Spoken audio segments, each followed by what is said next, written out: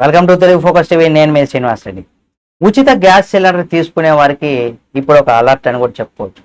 ఆంధ్రప్రదేశ్ ప్రభుత్వం అమలు చేస్తున్నటువంటి దీపం 2 పథకంలో ఉచిత గ్యాస్ సిలిండర్ ఇప్పటికే బుక్ చేసుకున్నటువంటి లబ్ధిదారులు ఈ నెలాఖరులోగా తమ మొదటి సిలిండర్ బుక్ చేసుకోవాలని కూడా పౌర సరఫరాల శాఖ కమిషనర్ సౌరవ్ గౌర్ సూచించారు.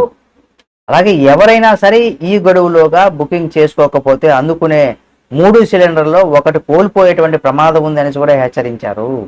ఏప్రిల్ నుంచి 2వ సిలిండర్ బుకింగ్ ఉంటుందని, అంటే ప్రభుత్వ లబ్ధిదారులకు ఉచితంగా 3 గ్యాస్ సిలిండర్లు అందించే పథకాన్ని ప్రకటించింది. కాబట్టి మొదటి సిలిండర్ తీసుకున్న వారికి ఏప్రిల్ నుంచి 2వ సిలిండర్ బుకింగ్ చేసుకునేటువంటి అవకాశం లభిస్తుందని అధికారులు అయితే తెలిపారు. పథకాన్ని పూర్తి స్థాయిలో అమలు చేసేందుకు కూడా ప్రభుత్వం అన్ని ఏర్పాట్లు చేస్తున్నట్టుగా కూడా పేర్కొన్నారు. అయితే 97 లక్షల మంది లబ్ధిదారులకు ఈ ప్రయోజనం పొందుతారని కూడా చెప్తున్నారు.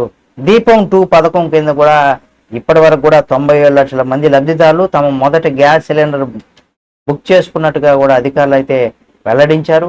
ఇంకా ఉచిత సిలిండర్లు పొందేవారు వెంటనే బుకింగ్ చేసుకోవాలని కూడా సూచించారు. ఇది ప్రభుత్వ సహాయాన్ని పూర్తిగా పొందే అవకాశం కల్పిస్తుందని కూడా చెప్తున్నారు.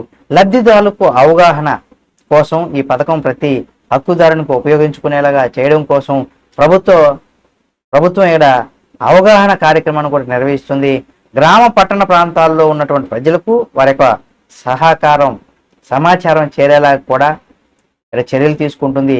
ఉచిత సిలిండర్ పొందే అర్హత కలిగిన వారు ఆలస్యం చేయకుండా తగిన చర్యలు తీసుకోవాలని కూడా పౌర సరఫరాల శాఖ అయితే ఇక్కడ సూచించింది. తప్పనిసరిగా ఈ నెలలో అయితే మీరు మొదటి ఉచిత సిలిండర్ను పొందండి, లేకపోతే ఒక సిలిండర్ కోల్పోయేటువంటి అవకాశం ఉందనేసి కూడా ఒక వార్త అయితే చక్కెరలు కొడుతుంది.